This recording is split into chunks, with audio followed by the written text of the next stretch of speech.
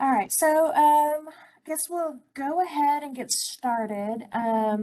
There's a few things that I wanted to go over before we actually get into the coordinated monitoring portion.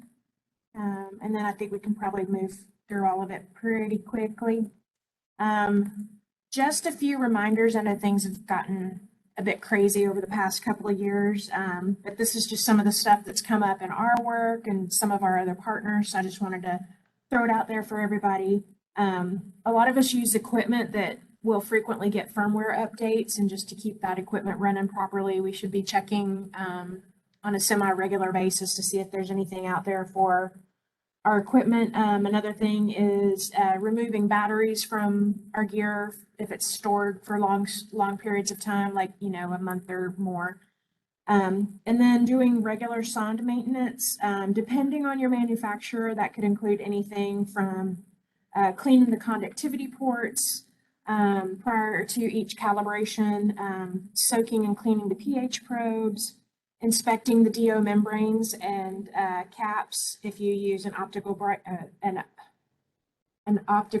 DO membrane, inspecting the ports where they screw into the probes, screw into the sondes, cleaning and drying those ports, greasing the O-rings, also, greasing the O-rings and cleaning the battery department or compartment on your sonde. So again, it goes back to, depends on what your manufacturer recommends, what you need to do. And then another thing is when we're doing our calibrations, again, depending on what equipment you have, for us, we use YSI brand, and prior to doing the calibrations, we're supposed to do a specific conductance reading in air. And in order to do that, we're to clean the port with the little nylon bristle brush that comes with it. And then rinse it out with DI water and then dry it. And normally, let me grab the door.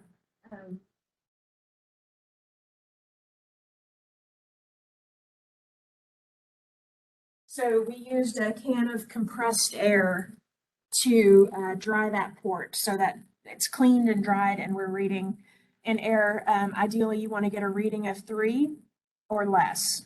If it's reading higher than that, you're going to want to clean it again. If it's still reading higher than that, then you may need to contact your manufacturer to see if you need a new probe or if there's additional cleaning that could be done. Another thing is that we should re-zero our flow meters.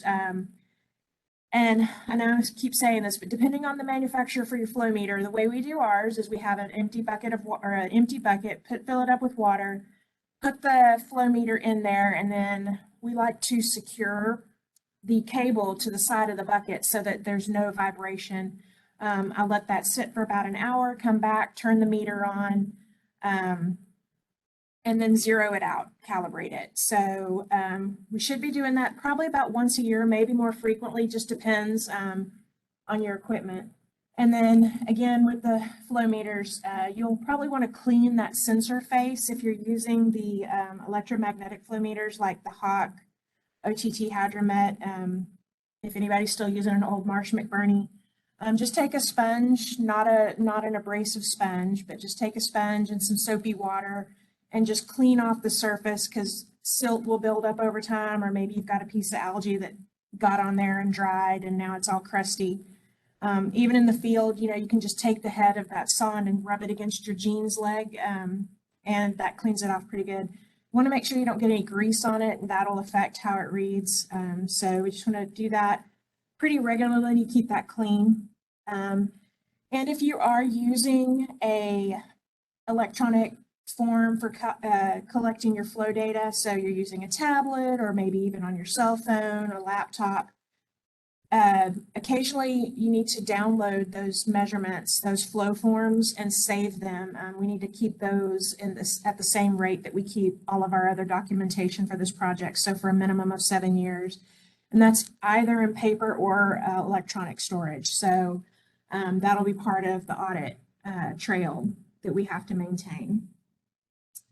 And then again, I know I've said it in the past, but field comments and our days since significant precipitation are very important data. I've had our assessors over the years contact us about, they have questions about a single data point. So when TCEQ does the assessments, they are really, really looking at that data very closely. And if they have a question about a data point that may not make sense, they do contact us to see if we can clear up anything about, you know, why is this reading so deep, or is this in the right unit? So any additional information that we can provide to them is useful information. And sometimes those questions that they've had have been cleared up just by the, you know, the comments that we've provided to them. Next is we want to make sure that we're always conducting our monthly temperature and barometric pressure checks.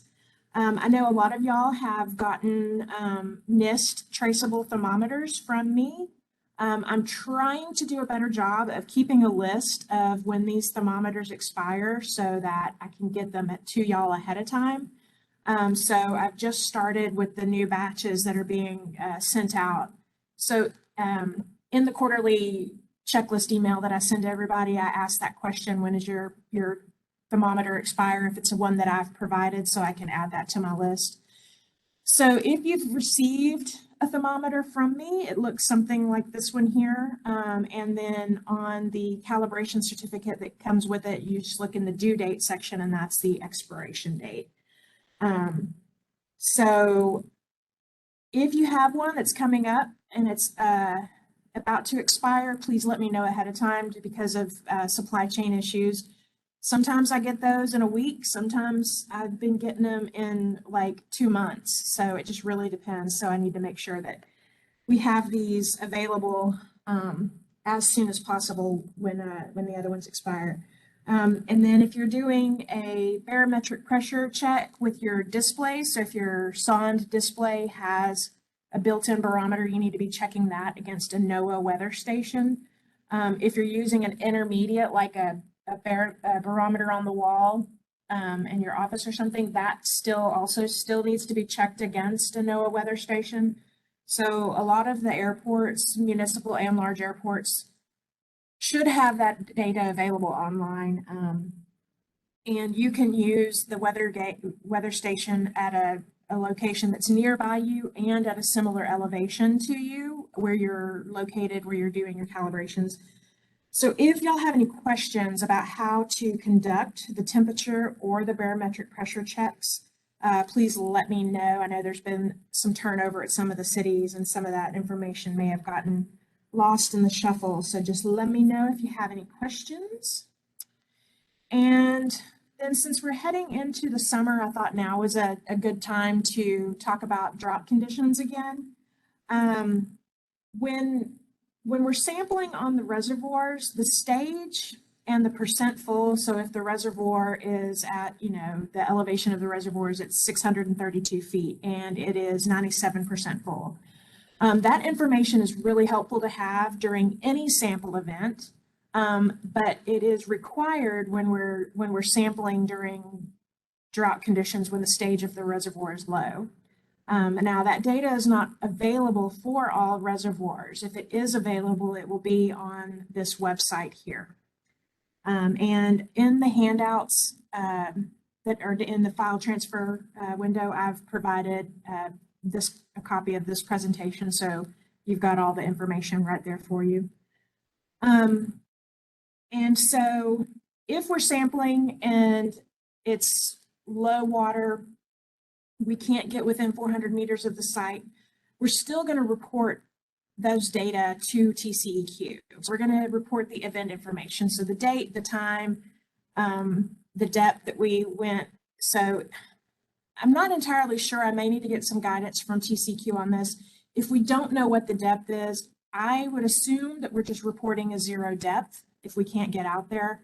But if that is not the case, then I will let everyone know what we really should be doing. So, and then we're always going to be taking photos to keep for our records, because that information can get transmitted over to TCEQ upon request.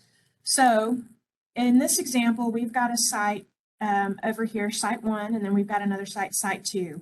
In this example, both of these, all the boat ramps on this lake were dry. We could say we went out today, we could get to to site 1 if we had a canoe, but we don't have a canoe that day.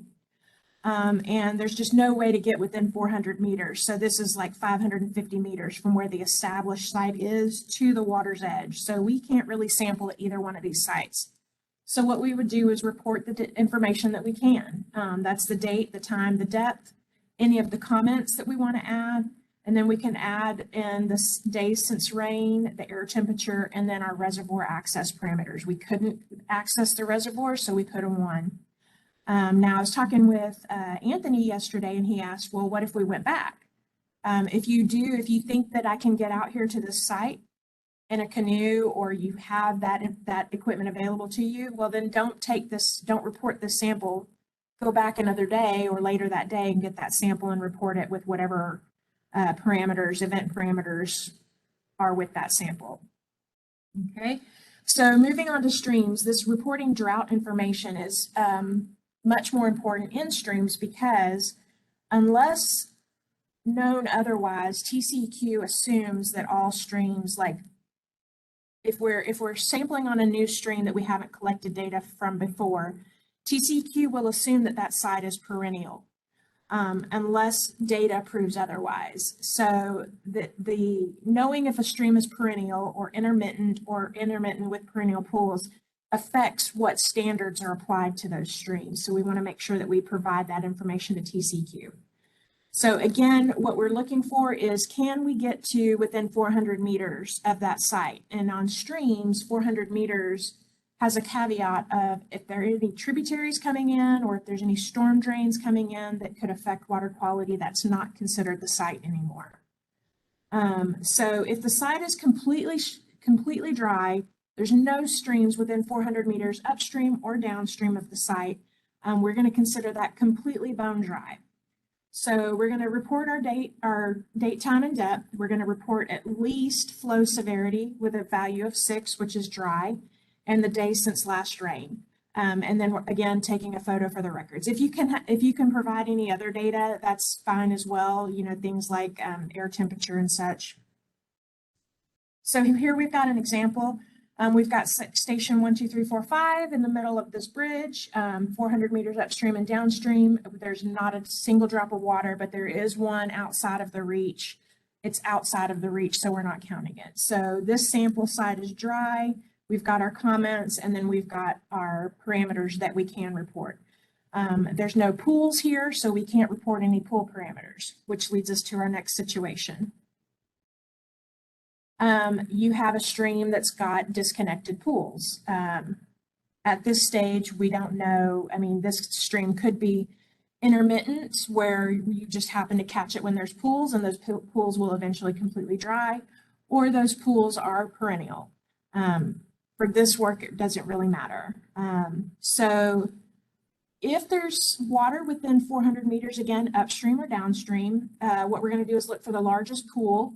And if that pool meets the requirements, 10 meters long by 0.4 meters deep, then we're going to collect all the data that we normally would, all of our water chemistry, field parameters, bacteria, etc. And again, take photos.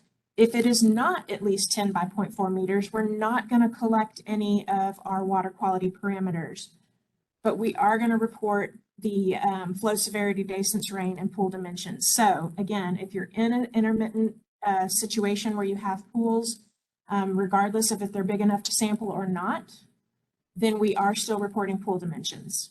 So what we're going to do is we're going to survey a 500 to 800 meter reach. So that would be, 200 meters upstream to 300 meters downstream, or 400 meters upstream to 400 meters downstream, whatever. And then we're going to report that length in the comment field. And then we're going to report the maximum pool, which should be the pool that you're sampling from, length, width, and depth, and then the percent pool coverage in the reach. And all of this information is used by the assessors for the integrated report. They prefer that actual physical measurements be made when we're calculating that pool coverage, but visual estimates can be made. And so like in situations where we're sampling from a bridge or something, like we can't actually get down into the stream, we would need to do visual estimates. So here we've got an example. We've got the station again in the middle of the creek. We've got several pools of various sizes, and they're all within the 300 meters or 200 meters upstream to 300 meters downstream. And we've got two large pools here that meet the requirements, actually several large pools that meet the requirements, but we've decided after inspecting the reach that we're going to sample in this pool here that's 100 meters deep or 100 meters long and 0.4 meters deep because it's uniformly deep across the pool. We've rejected sampling in this pool because it's pretty shallow, but we just got this one tiny little hole that's a meter deep. So we're going to say we're going to sample this pool. We're going to identify in our comments where that pool is located in relation to where the actual station is located. And we're going to give any other comments that we had. The fish were present, we saw raccoons, or we saw raccoon prints, things like that. And then we're going to report our pool dimensions for this site and any of the other parameters that we can. So if we do sample this pool, it is large enough to take water chemistry, and we've reported our water chemistry. Now, if you're wondering how to get the pool coverage, what we're going to do is take the length of all of the pools that are within that reach. We're going to add that together and divide it by our reach length. So this site here, we ended up with a 39% pool coverage. And I think that is all I wanted to say about this one. All right. Oh, one more thing. So we are, this will move into the next section too. We're going to report the maximum depth of this pool, but we're also reporting the depth of the water column because I said the pool was uniformly deep all the way across. So maybe it was down to a bedrock layer or something like that. So where we're collecting our sample from is 0.4 meters deep. Okay, that's our depth of water column at the site. We're taking, because that depth is less than 0.5 meters deep, we're taking our sample at 1/3 of that water column depth. So we're reporting for our event information that the depth is 0.13 meters deep, which is where we'd actually collect our samples from in the water column. And this just goes over that again. This is an example of a hard copy field data form that we have used in the past, used for some of our special projects. We have notes to ourselves because there's only 10 million things you have to remember when you're in the field. We can't be trusted with ourselves. So we're going to put in that we have our notes here that tell us how to collect the sample at what depth. So we're at less than 0.5 meters deep. We're at 0.4 meters. So it's telling us, okay, take your sample at 1/3 the depth from the surface. So that's 1.13 feet, 0.13 meters deep. And that's where we're going to collect our sample from.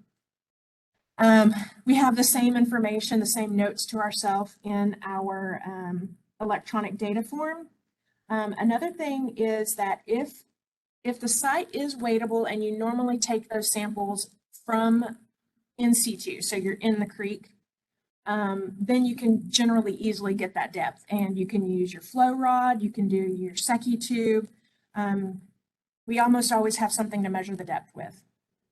However, if you are sampling from a bridge and you don't know how deep that water is, then we would not report that data. We would leave the water column depth as a blank, and then we would default our sample depth to 0.3. So we'd want to make sure that we can get at least a foot below the surface of the water.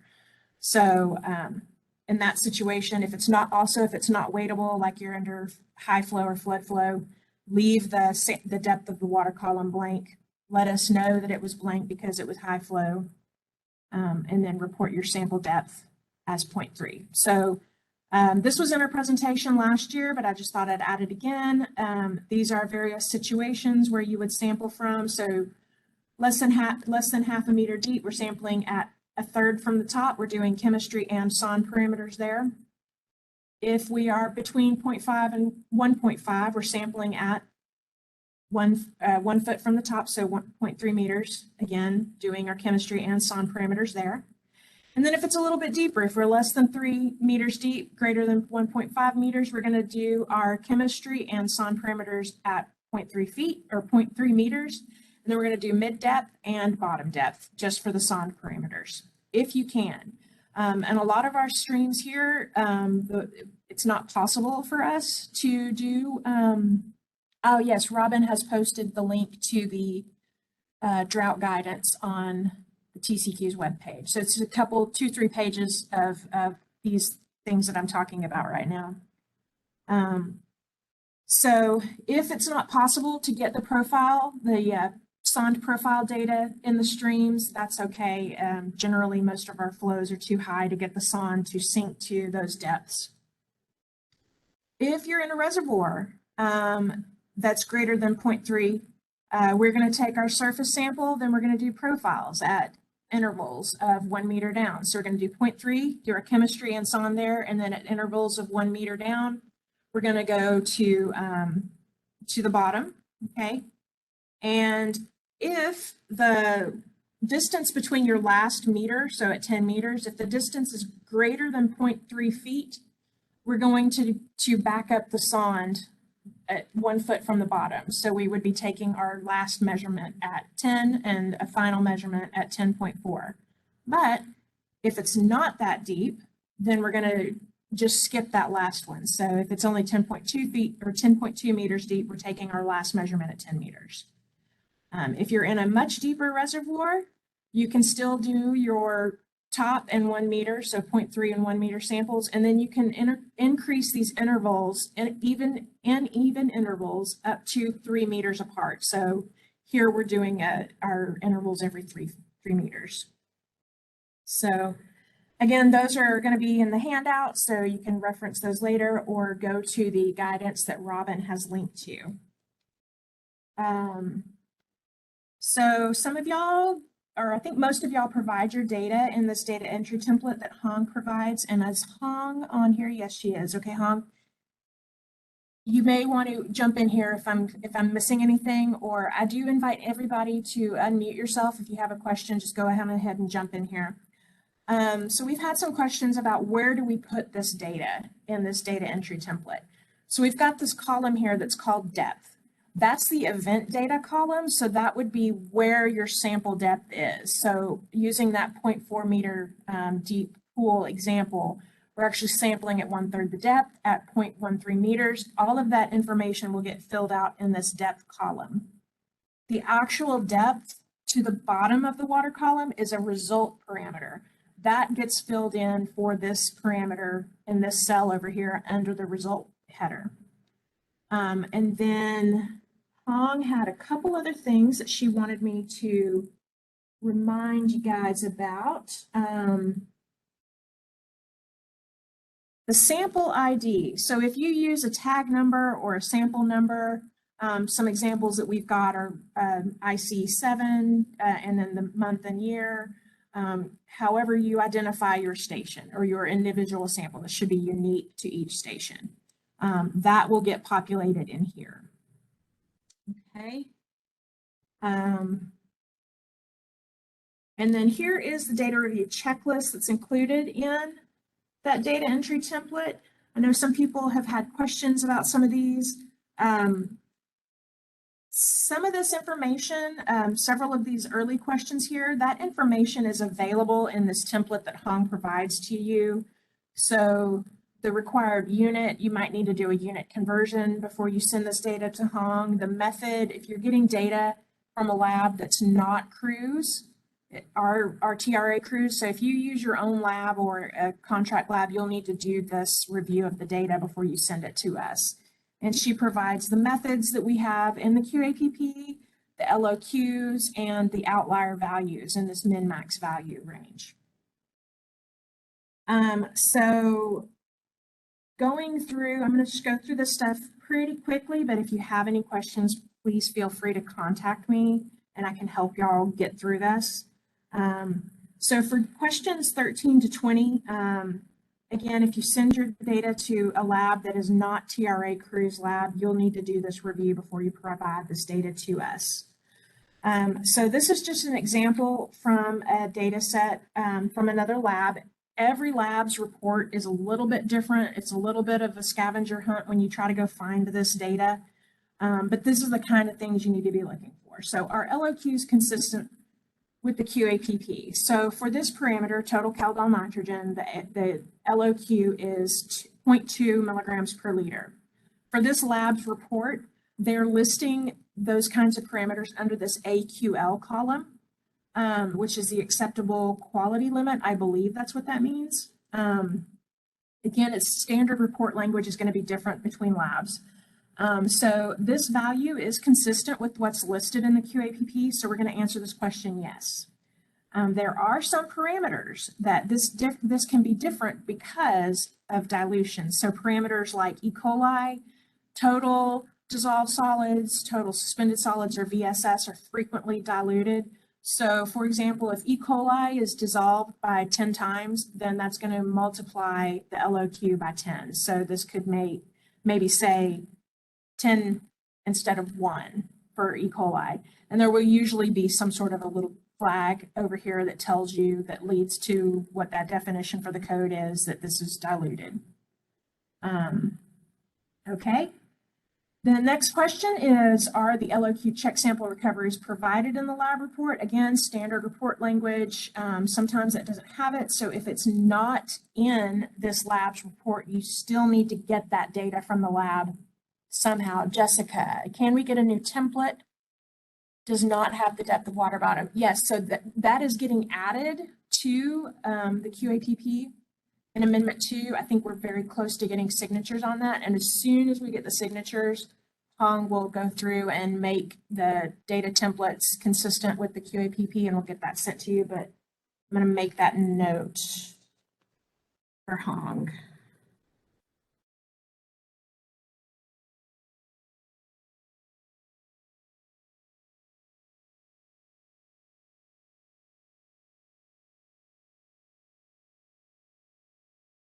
Okay.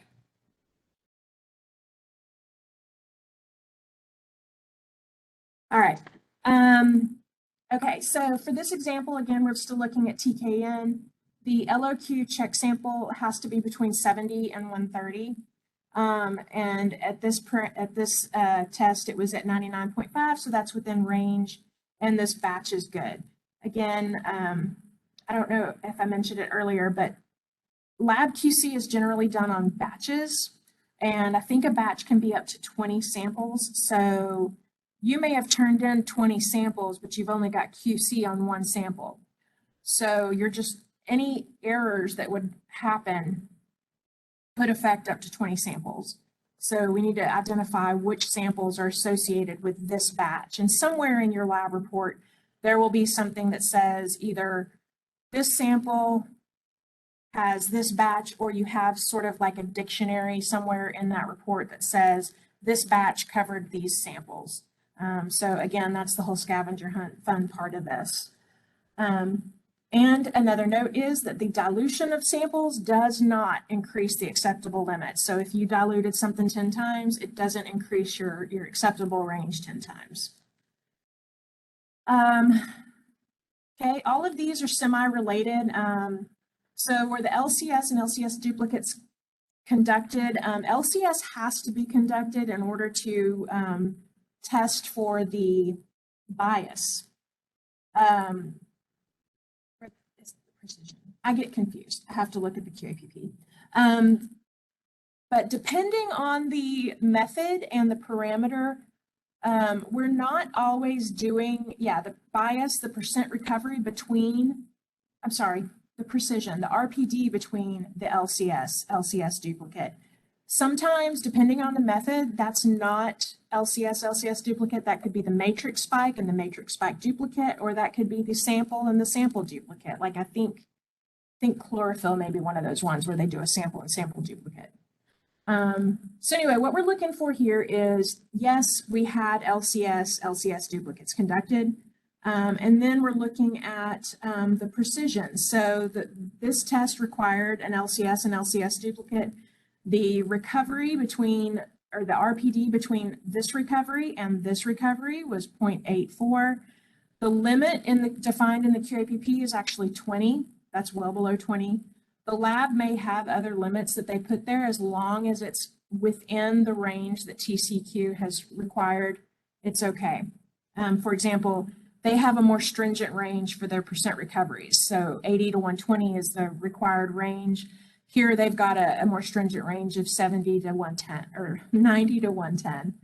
And then for the last question, number 17, is the bias. within range, and it is because it's less than 70 to 1, or it's within 70 to 120, so at 94.4. Let's see. And are the blanks run at the levels below the LOQ? So they always have a blank cell here, and that was below the, or at the LOQ. Again, if you have any of these parameters, occasionally the lab is having a bad day, something's not working, or some of their equipment's starting to fail. If they're not meeting these limits, then we can't submit that data to TCEQ. So we wouldn't include that data in the final submittal to them, and we pull that out. We still need to know if there's any data that's gone bad, because we have to provide TCEQ with an affected data table that says we expected X number of samples, we received Y number of samples, and why is there that difference? E. coli and Enterococcus is a little bit different the way we look at the data. We're doing a relative percent difference between a sample and a lab duplicate of that sample. So this report makes it really, really easy. Not all data reports are this easy. So for example, this batch right here, we've got two different batches here. They've provided the actual result and the duplicate from that sample. Now, they do have in here an RPD, but that's not the RPD we're looking for. What we're looking at is the absolute difference of the log between these two values. So the log of 26.5 and the log of 23.8, the absolute value of that difference. So for this example, that absolute value was 0.046. It's less than the requirement. We require it to be less than 0.5, so this batch is good, okay? And then this batch is also good. We had the log of 3.1 and the log of 7.3, that was 0.372. I may have, feel like that, I may have left out a 0, I don't know. Anyway, it's still good. And this is an example when we're looking at data from our cruise data that we get from the LIMS system. We have to go digging for it. We know we've got this sample here that we took on September 10th, 21, and we had a value of 75. We know the batch it went with, so then we go into the work list and look for that batch. So we pull up this batch. We've got 6 samples that were run on that batch. 5 of those were actual water samples. 1 of them was a duplicate. So then we go in there and they didn't run the duplicate on this sample here, this one where 75. It's this sample number 3, but they ran the duplicate, and how we know that is we're seeing this lab sample number right here, and that's the duplicate of that lab sample number. So we had a value of 21, and then on the duplicate we had a value of 34, and the RPD of those logs is 0.209. So everything in this batch is acceptable, okay? Does anybody have any questions over that part so far? Again, if you do have anything that's a little deeper than just a quick question, please feel free to contact me and we can go over it in more detail. No? Okay. Moving on, a few more updates, and then we should get into the coordinated monitoring part of this. As I was mentioning before, the flow estimate is being added to the QAPP in Amendment 2. The reason for that is it actually happened to us. We were out in the field, our flow meter stopped working, and we couldn't get a flow, but we normally measure flow at that site. So we're going to collect that flow severity. I don't know, I don't think TCEQ uses flow severity, but that data is very, very helpful when, or not flow severity, flow estimates, but that data is very helpful when we're doing data analysis. So things like for trend analysis or other data analysis, it's nice to have that flow, whether it's a measured flow or a flow estimate.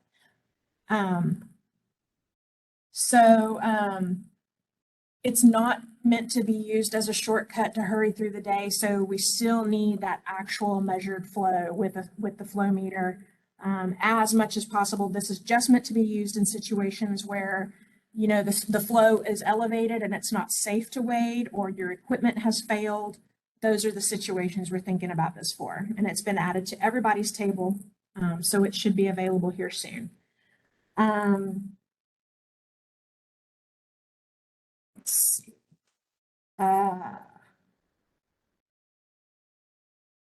Okay, so if you're submitting your samples to the TRA Cruise Lab, Hong has asked that we include the TCQ station ID number. It's a 5-digit code somewhere in your sample description, because when they download the data from the LIMS system, sometimes it's a little bit difficult to tell what samples from Cruise go with the field data that you submit to us, and it just takes a little time to figure things out. So if you could include that sample or that station ID number in your sample description somewhere, that would be very helpful. So you know, like for this example, Trinity River at Bob's Road, 12345, or 12345 Trinity River at Bob's Road, something like that.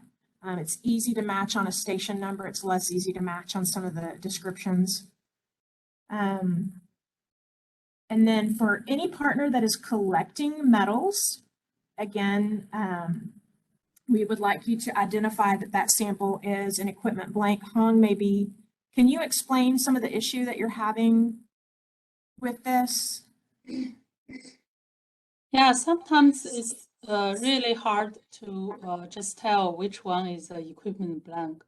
So we have to spend a lot of time on this. So I just want to, you know, if you can label that, for me, it's just easy to say it's a equipment blank. Okay. So, I mean, there would be various ways to do that. You could do it in the tag number or the sample number, or you could do it in with the station number, but just somewhere that we could easily determine that this is the actual water sample and then this one is the equipment blank sample. Another thing is some of the partners have gotten a little bit behind on data submittals. We totally understand that everybody is completely swamped, especially this time of year when the summer sampling is ramping up. So if you could at least provide the data to us once every 6 months, if you can't do quarterly submittals, at least try to get it to us once every 6 months so that we're not falling behind in getting that data processed and sent over to TCQ. And then also, if you are collecting the 24-hour SON data, we need to include that in the data submittals. I don't think that there's a slot for that on the actual data submittal template page. So you could just insert another page and drop your raw data in there. The information that we're going to need from that is what we're going to have to take that, you know, 24-hour period of data. We're going to get the start and end date, time and depth from your data set. And then we're also going to calculate the average min, max, and mean for all the parameters. And then if you're doing it every 15-minute, 24-hour deployment, there should be 96 samples in that data set. So we would just need that information, or you can provide that summary information to us. But again, at a minimum, we're going to need that 24-hour min, max, mean, and count, and then the start and end date, time, and depth for that data set. Hong, is there anything I didn't catch that you wanted to say? No, I think you covered all. Thank you. Okay. All right. So before we move on to the coordinator monitoring, does anybody have any questions?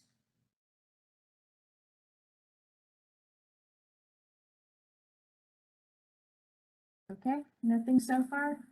I'm trying to keep an eye on the chat box, but again, keeping this super informal, so if anybody wants to unmute and pop in, they are welcome to do so. So I have provided to everybody prior to the meeting, I think I sent this to everybody, the document that looks like this. It's a huge document. Let me pull it up.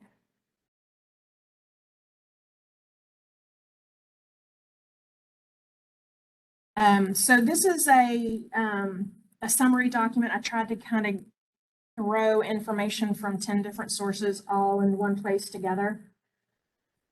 So we have these acronyms, the shorthand that TCQ provides in the definition. I've got the full integrated report draft in here. If you were in the morning meeting, I talked about this briefly. And then I've got our draft monitoring schedule. So on this page, what I've done is I've taken the full integrated report and just summarized it down based on assessment unit, so 80101, and use, so aquatic life. So basically, for this parameter or for this block here, everything under aquatic life for this assessment unit was either fully supporting or no concern. So it's highlighted there as no concern. Here, we had either fully supporting or no concern for all the other parameters under general use, but we had a concern for chlorophyll, so that's why that's highlighted. This next block of data is basically the history of the monitoring at every station that I could find in SWCM-IS, and this goes back to 1968. It's just buried between these two columns. So if you're curious, you can expand that out and see everything.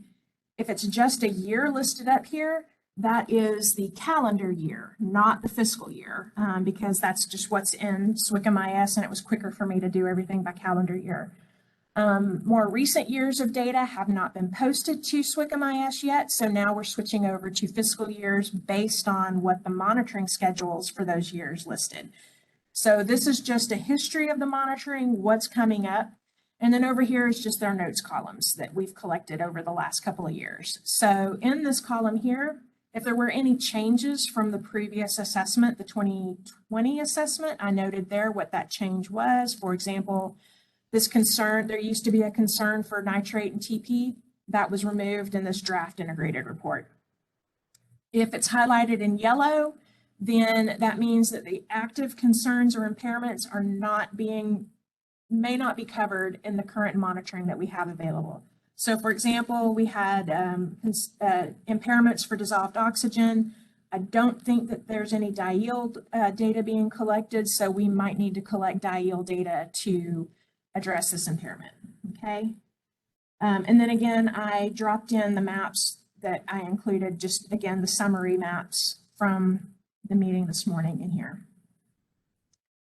So I guess what we'll do first, in the interest of time, is go through city by or entity by entity and confirm if there's any changes or not. So we're going to just start at the top, alphabetical order. City of Arlington, do you have any changes to the monitoring schedule?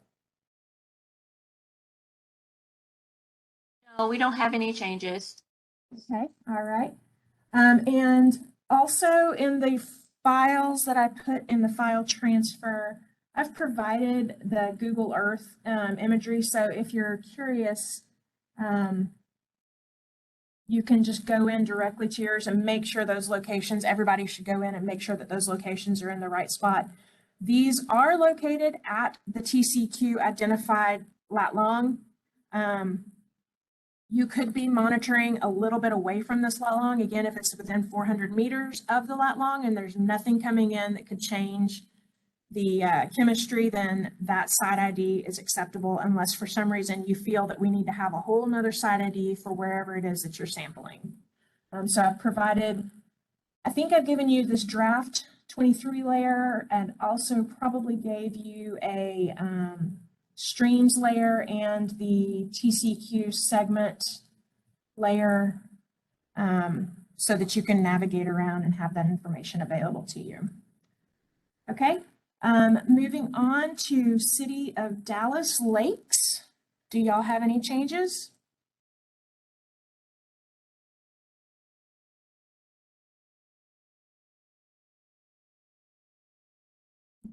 I will get with them later. I don't see. Okay, no changes. Okay. DFW Airport. Any changes?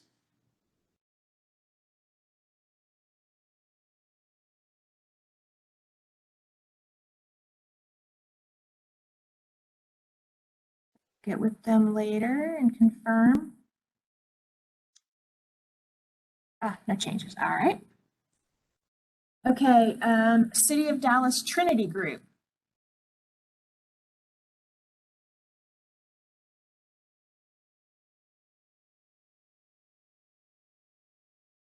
Check in with them later. City of Frisco.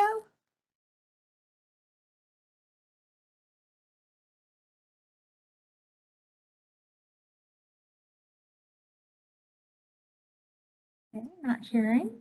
Check in with them. City of Fort Worth. Any changes? No? Okay. City of Grand Prairie. Any changes?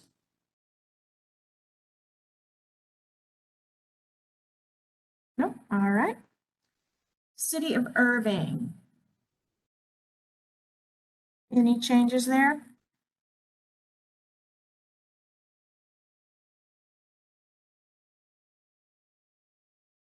Okay, we'll check in with them later. Lake Livingston, any changes? Nope. LLP.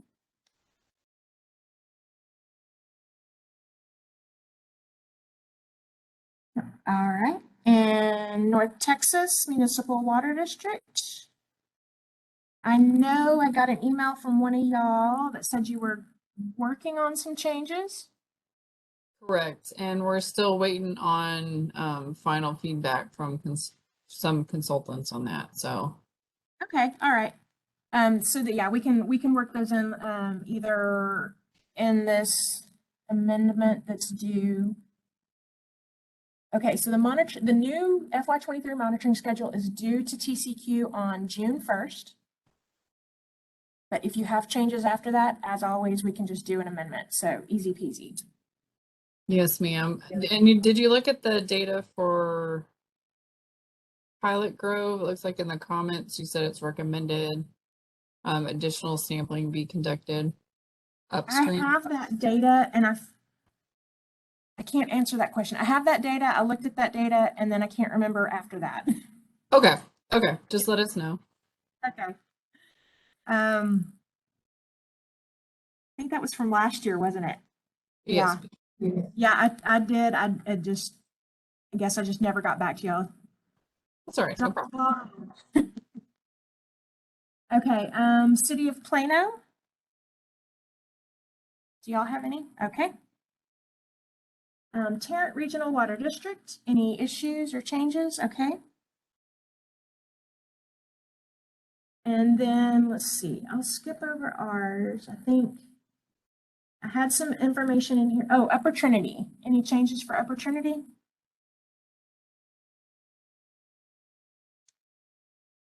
Get with them later. Lake, no. Okay, changes pending, no changes for Upper Trinity. Alrighty. And then TCQ's information, I generally get that off of the CMS on LCRA's page. We also had a couple of sites in here with USGS and HGAC. So moving back over to our monitoring, we have 3 sites that are getting ready to, we can either drop them from our monitoring for FY23, or we can continue for another year. We should have enough data to address the impairments. So I see Aaron is on here. I see TCQ. Yes, okay. All right, so here's where I'm going to suggest some things and y'all tell me what you want me to do. So I have resources for 3 sites that can get moved. We were sampling on the Trinity River, mid-Trinity. So we could move the resources from this site here. We do have 3 years of data that will be available for the FY24 assessment. We can move that those resources up to the 080506 to address this concern, or we could just go somewhere else. So that's one site that we can move. We had another site on Little Fossil Creek, which is 806F. Yes, 806F. We've gotten 6 years of data, so that should be enough. The 20 samples needed for the E. coli should be available for the next assessment period. That's another site that we could move. And then we've got another site down on 841 something.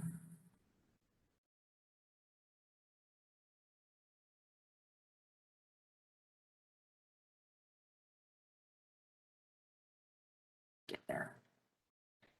Okay, yeah, so we had a site at the West Fork at River Legacy to address the concerns here for nutrients. We've gotten several years of data with flow there.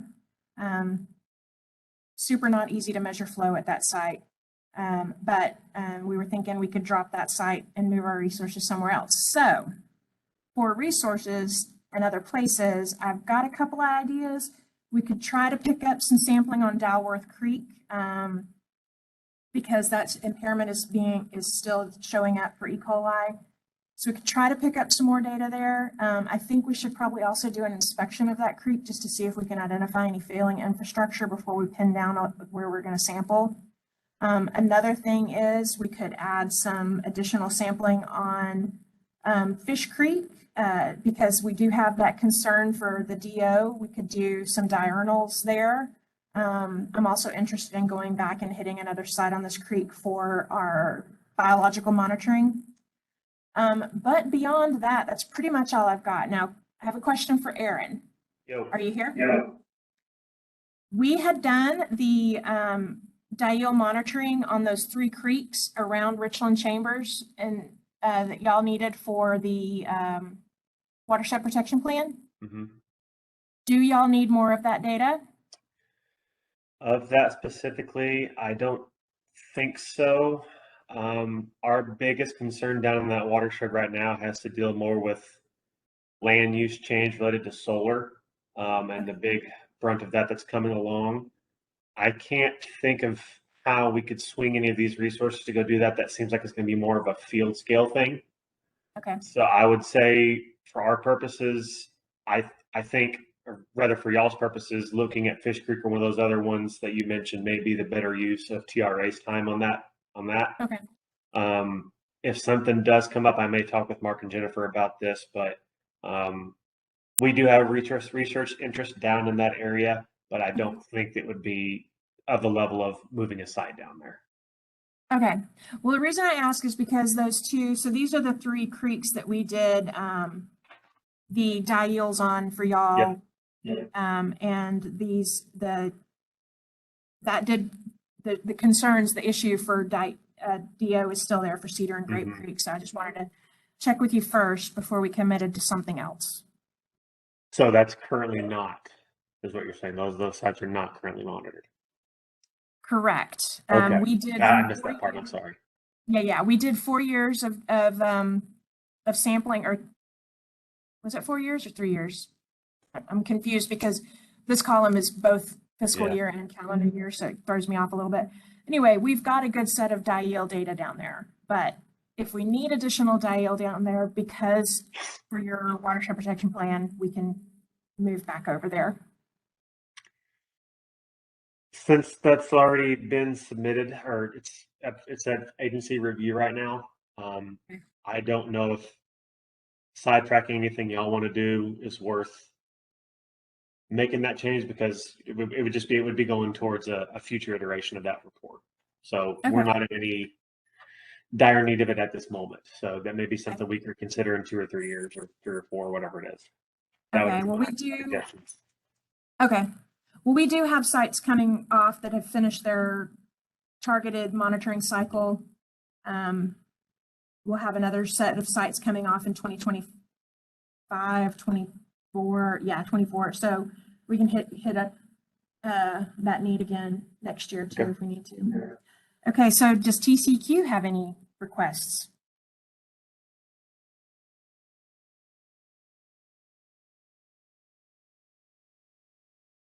I'm sort of working on it. I'm trying to figure it out here real quick.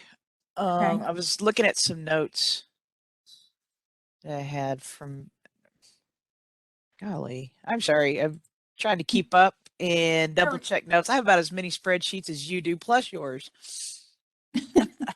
You're welcome. I have some meeting notes about Grapevine Lake.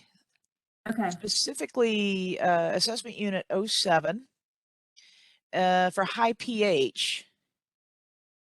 Yes. Let's see. We're requesting monitoring with more representative station pH may be affected by sampling in a transition zone. Okay, Um, so that- we started sampling there in 21. Let me pull up our site. And I think we started that at y'all's, is this the one you're talking about? The site, this is 82607. Correct. Okay. So, I think that 22234 station may be the one that's covering that. Not sure. okay, yeah. Okay, so all the other stations were way up here in the cove. Mhm. We put our new station down here, sort of, this is the station that we're monitoring now. Okay. So it's down more main body, mid-channel. All right. So we're all good on that one then. Okay, so that data should be making its way into SWCM IS here shortly. Oh, that's good to know. Again, there is, like you just pointed out, there is a lag sometimes between what you have done and what I end up seeing or see now. Well, and two, the integrated or this 22 integrated report stopped at 2020, so Mhm. it's not in there for assessment yet. So I mean, that was the only one that jumped out at me. Just to let you know, Mike Van Buskirk in our TCQ region is working in 804G Catfish Creek. Mm-hmm. It underwent a UAA and was recently approved by EPA. It now has a seasonal criteria associated with it. So he's in the process of collecting 24-hour DO. Okay. I believe, let me see. So he's got this. Yes. So he's going to be collecting a few more samples. Let's see. Get my math together here. So far what we have, I think, is I think we have at least 3 samples, and so we need 7 more. He should be on the coordinated monitoring schedule for, let me see what he said here. He'll finish collecting the needed 24-hour DO. So I guess over time, he's completed 3 to date. Okay. So that's just to let you know on that one, since it was impaired, had a standards change sort of applied to it, at least a seasonal criterion.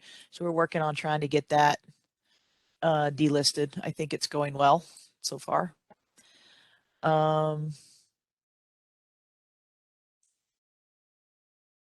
don't really have a whole heck of a lot, I don't think.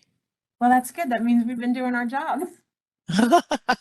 We've been trying to address everything we possibly could, so we're working on it. We're getting there. Oh, absolutely. Let's see. Clear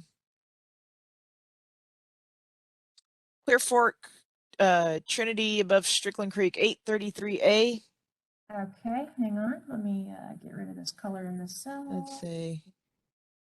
Let's see. We You're getting some diel monitoring on that. Assessment unit 1. 833, right? Right, 833A. 33A. Sorry, I'm kind of bouncing around. Oh, okay. 833A. We are getting diels up there, and we're also getting chemistry up there at 5 times a year. Whoop, sounds good. So we are up here. Stations. That's this one? Yeah. Okay. And you have the same on 833 in assessment unit 4? 833. Looking for some diel monitoring. Yep. All right. That is the one. Okay, let me show you. Is this the one that changed? Yes, it did. Exactly. Yeah. So years ago, we did diurnal sampling. We did diurnal sampling right here. And we were like, why is the river disappearing? It's wet up here and it's wet down here, but it's dry right here. Well, after you asked us about this last year, we started looking. This is the one that jumped the channel. So the river has completely abandoned the channel right here and has moved over into Dobbs Branch. So that's where I requested this site ID and called it Clear Fork Dobbs Branch. It's literally 30 feet away. But we discovered it because when we did go sampling, we noticed that there was always a little bit of water here, but that wasn't the site, so we didn't sample there. We started doing some Google Earth scouting, and you can see in the history, it is very clear, yeah, that, so this is where Dobbs Branch links in, but it's very clear that Clear Fork just abandoned that channel and just cut straight across. Aaron, Aaron was here. Yeah, it said it had been bugging him for years. That's exactly what happened. Aaron was here when we were doing all of this sampling. All right. So, yes, So it we just got moved. monitored. It just moved east, and then it reconnects down there at the bottom. It does. So I think that the GIS layer needs to be updated and the assessment unit, I don't know if it needs to change anything with the assessment unit, but the assessment with the assessment unit name, but it's going to affect this assessment unit GIS layer. This is the one I downloaded from the TCQ hydrology page. Right. All right. So anyway, it is being monitored with both diel and chemistry 5 times a year. Okay, I will. Good for that. And then as an aside, I don't know. Pat's not doing anything, and he just loves when I bring him GIS problems.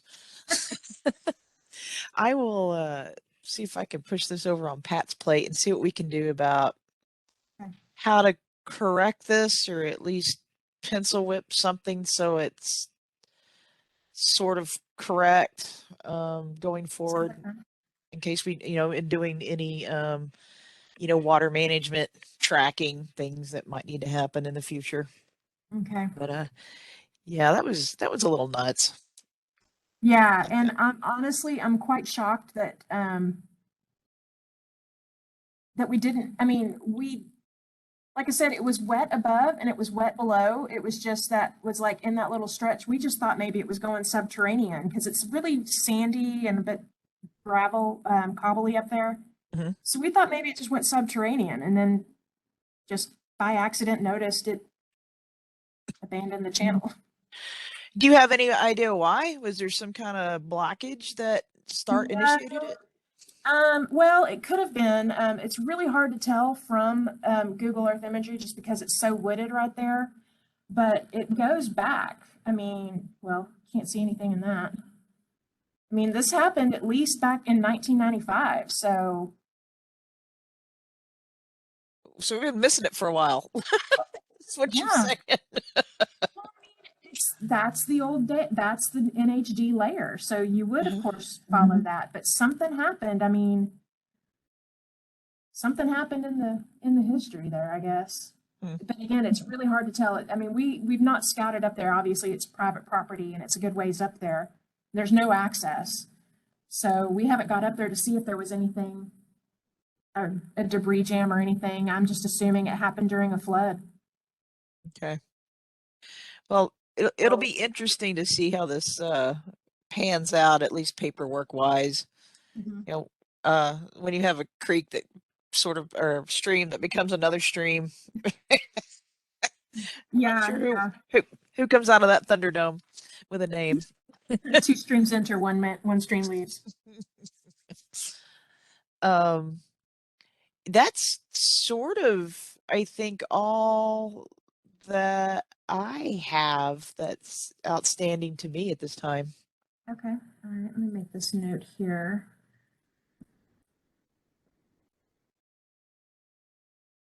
Clear Fork, Dobbs Branch. Okay.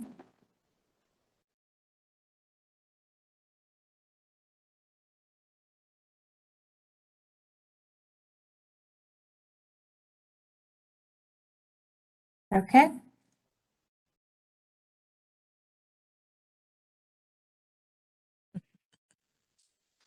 All right, so I guess we'll continue to figure out what it is that we want to do with the resources from those 3 stations. Like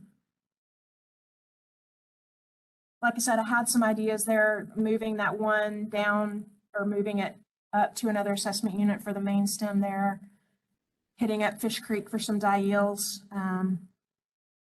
So we have ideas, but I just wanted to check to see if there was anything that needed to take priority over what we were thinking about doing. So. I can't think of anything off the top of my head. And the 2 suggestions that you had sounded pretty good to me. Okay. Well, I mean, usually what we do is for anything that affects dissolved oxygen, we try to go for at least 5 years so that with quarterly sampling, we get 20. And then for anything else, we go 3 years because then we can get 10 data points for these other parameters. So 3 to 5 years at a station, and then we drop those resources and move them somewhere else. And we'll circle back around if we need to. Okay. Good to know. All right. Well, does anybody have any questions? I mean, like I said this morning, I know how everybody hates a meeting that runs short. So I think we got through everything pretty quickly. And if you have any questions, speak now or hit me up later.